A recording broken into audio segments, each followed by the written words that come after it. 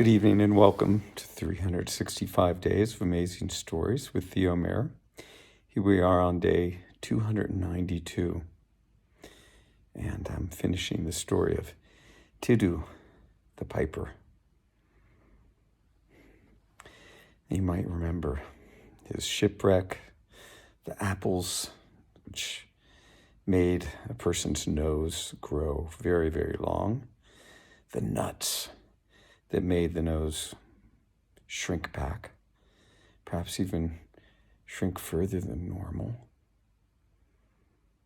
and how he brought some back when he had been rescued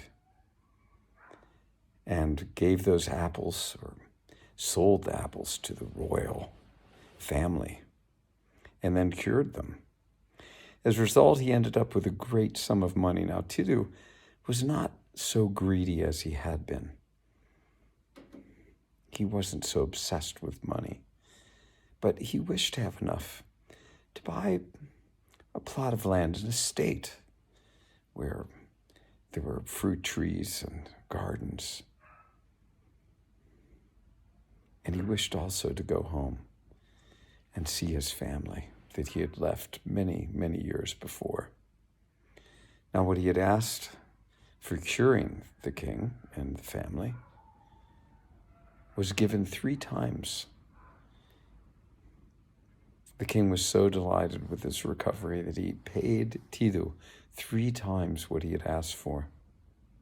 With this, Tiidu hired a boat to take him home. And it was amazing that the weather was fair. And before long, he had arrived back at his homeland and made his way home. After many, many greetings